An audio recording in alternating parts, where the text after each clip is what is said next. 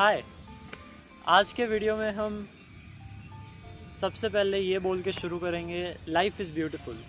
ठीक है, life is very very beautiful. Life बहुत अच्छी है, इन जनरल अच्छी है।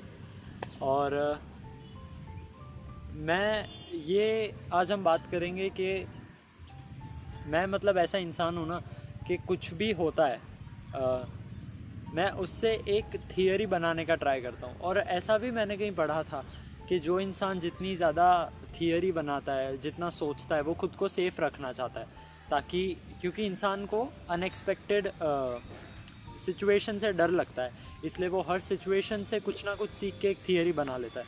सो आई एक्सेप्ट दैट मैं उन लोगों में से आता हूँ जो थियरी बना लेते हैं। और मैं जैसे जैसे मतलब वो थियरी सही गलत छोड़ो, बस जो आदत है मेरी, मैं उससे ये सीख रहा हूँ कि धीमे धीमे ये थियरीज़ बनाते बनाते कोई दोस्त से तुमने बात करी, फिर वो दोस्ती बचपन तक ही रही, कभी कोई लड़की से बात करी, फिर वो बात आगे नहीं हुई, जो भी हो, वॉटेवर हो, कुछ नया बिजनेस ट्राई करा, नए लोगों से मिले, कुछ बेसिक बुलशिट, ठीक है, जो सबकी लाइफ में होता है, उनसे मैंने जो अब तक सीखा। और अब मैं कॉलेज के सेकेंड सेमेस्टर में ये वीडियो बना रहा हूँ और धीमे धीमे ना मेरी थियरी क्लैश होने लगी है। मतलब मैं जो 10th में सोचता था और मैं जो अब सोचता हूँ, सच बताऊँ मैं उन दोनों में बिलीव करता हूँ, मैं जो भी सोचता था। But the only problem is कि उन दोनों में थोड़ा सा कॉन्ट्राडिक्शन आ गया है कि ये थियरी इसके अगेंस्ट, थियरी 1 थियरी 2 के अगेंस्ट जा रही है और थियरी 2 थियरी 1 के अगेंस्ट जा रही है। और फिर मैं ये समझा कि एक्चुअली जो थियरी 1 है वो उस पर्टिकुलर सिचुएशन में एप्लीकेबल है और बहुत ही सही है, और जो थियरी 2 है वो उस पर्टिकुलर सिचुएशन में बहुत ही ज़्यादा एक्यूरेट और एकदम सही है। फिर उसके बाद तुम थोड़ी बुक्स पढ़ते हो, तुम अच्छे यूट्यूबर्स को सब्सक्राइब करते हो जिनसे तुम्हें कुछ सीखने मिले, जो तुम्हारा एक एंटरटेनमेंट हो, एंड फिर तुम रियलाइज़ करते हो कि यार इनकी भी अलग थियरीज़ है। तुम फिलोसोफर्स को पढ़ते हो, चैट जीपीटी करते हो, the basic philosophical theories whatever. मतलब ठीक है, चैट जीपीटी करना इन बुक पढ़ने में ज़मीन आसमान का फ़र्क है, बट मैंने दोनों किया हुआ है। और अब मैं ये समझ रहा हूँ कि बहुत सारी थियरीज़ है ज़िंदगी के बारे में कि एक्चुअली तुम्हें स्टोइक मेंटालिटी होनी चाहिए, तुम में डिटैचमेंट होना चाहिए, तुम में वो ताकत होनी चाहिए कि तुम कभी भी उठ के जा सकते हो, तुम्हें अकेले रहना आना चाहिए, तुम्हें सबके साथ रहना आना चाहिए, तुम्हें लोगों का भला करना चाहिए, तुम्हें खुद को पहले रखना चाहिए, तुम्हें खुद को लास्ट रखना चाहिए, तुम्हें रिस्पेक्ट से बात करनी चाहिए, तुम्हें रूड नहीं होना चाहिए, तुम्हें रूड नहीं होना चाहिए, बट जब तुम्हारी सेल्फ रिस्पेक्ट पे बात आए तुम्हें अपना पॉइंट रखना चाहिए, तुम्हें पोलाइट होना चाहिए, तुम्हें लोगों की फ़िक्र होनी चाहिए, तुम्हें सबसे प्यार करना चाहिए, तुम्हें किसी से प्यार करने की ज़रूरत नहीं है, जो है सिर्फ तुम हो। इन्हीं शब्दों को घुमा के कुछ थियरीज़ बनती है, विथ ऑल ड्यू रिस्पेक्ट। ठीक है, ऑब्वियसली मैं सारी थियरीज़ थोड़ी ना बात कर पाऊँगा और सारी मुझे पता भी नहीं है, मेरे को बस गिनी चुनी बातें पता है।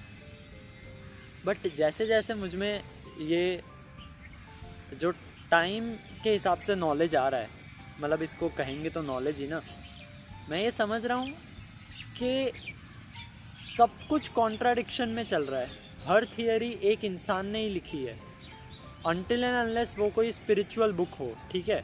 पर अगर कोई ऐसा इंसान है जिसको सोसाइटी के कॉन्टेक्स्ट में इंसान माना जाता है, जैसे मैं हूँ, मेरा कुछ मानना है जो मैंने इस चैनल पे अपलोड किया है, और मैं इंसान हूँ, विच इज़ ऑब्वियस, इसमें क्या बता रहा हूँ मैं।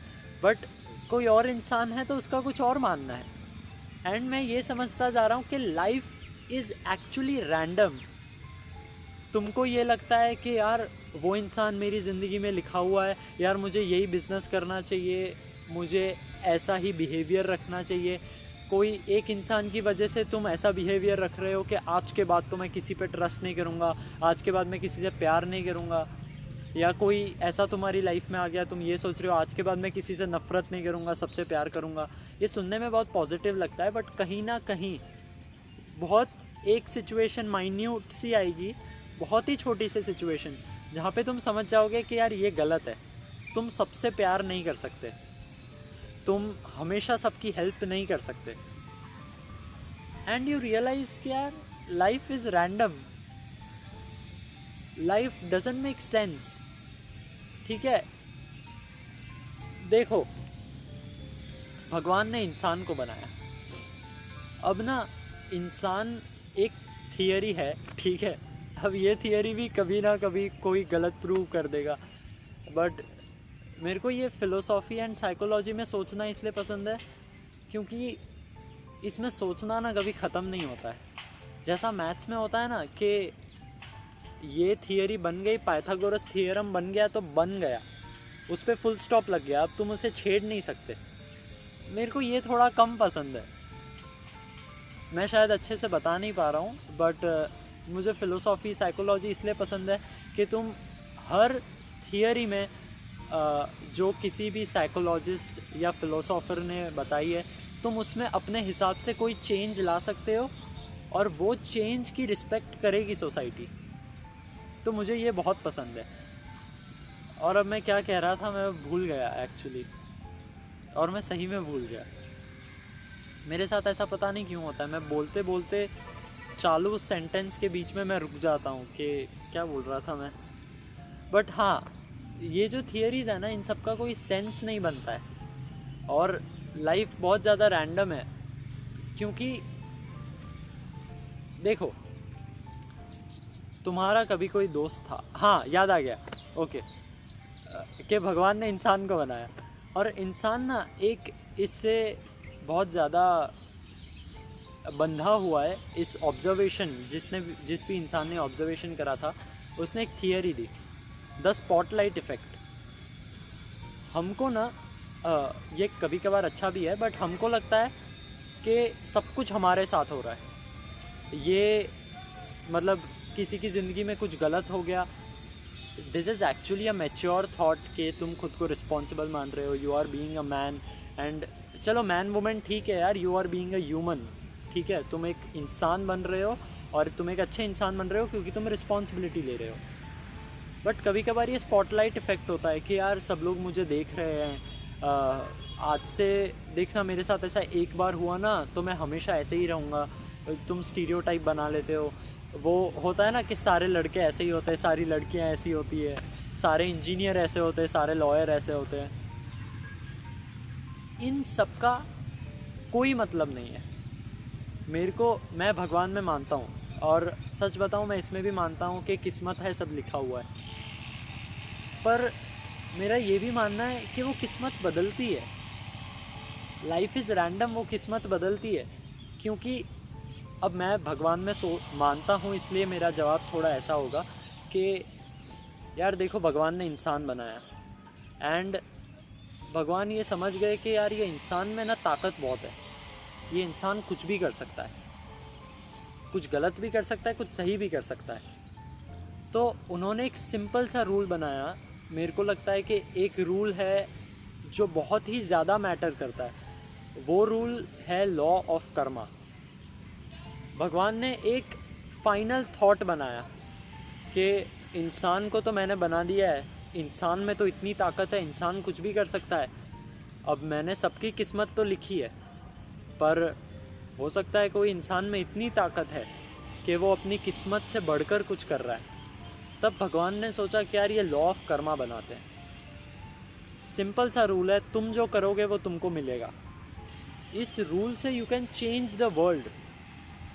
और मैंने ये भी एक पॉडकास्ट में सुना था, मैनिफेस्टेशन का पॉडकास्ट था, अब मैं डेटा शायद गलत बोल रहा हूँ बट वाइस वर्सा होगा, ठीक है। तुम्हारी लाइफ ना 20% लिखी हुई है। तुम्हारे दोस्त, तुम्हारे मम्मी पापा, तुम्हारे फ्रेंड्स, अच्छा वो दोस्त में आ गया, तुम्हारे बॉस, मे बी तुम्हारी वाइफ, तुम्हारे बच्चे, तुम्हारा हस्बैंड, वॉटेवर।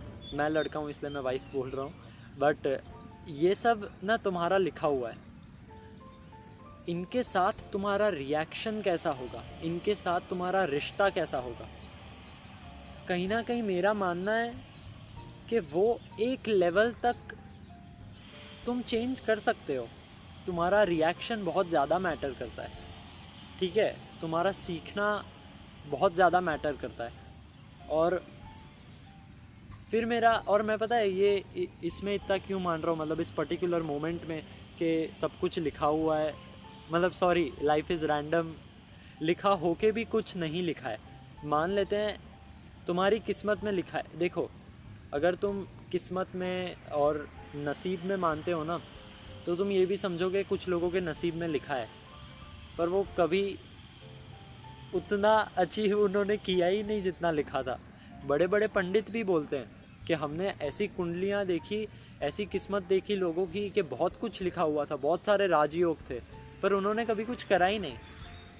एंड फिर वही एस्ट्रोलॉजर्स कुछ ऐसे लोगों को बताते हैं कि इनकी बर्थ डेट के हिसाब से, वॉटेवर इनके जन्म तारीख और समय के हिसाब से इनकी किस्मत में ये सब लिखा हुआ था, पर उनको कभी वो मिला ही नहीं। सॉरी, उनकी किस्मत में कुछ अच्छा नहीं लिखा था, बट उन्होंने वो अचीव करा।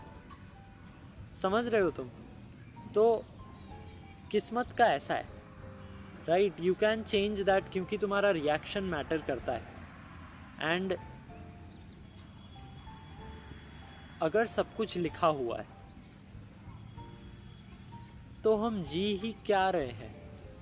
क्या हम बस इसलिए जी रहे? मैं क्वेश्चन पूछ रहा हूँ, मेरा इस पे अभी तक आंसर रेडी नहीं है कि अगर सब लिखा हुआ है तो मैं अभी कर क्या रहा हूँ?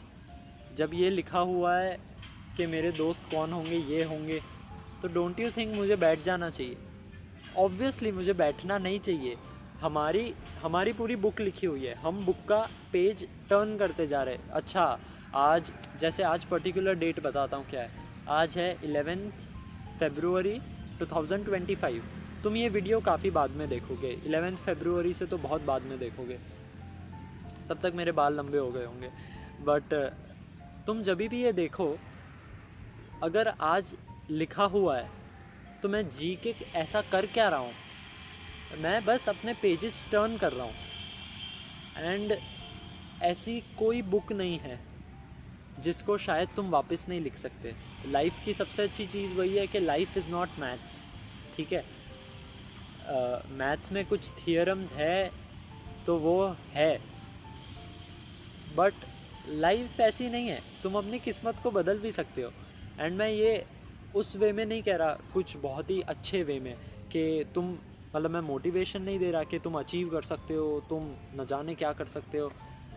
आई गेस मैं तो ऐसा ही अज्यूम कर रहा हूँ कि तुमको ये सब पता है, ठीक है।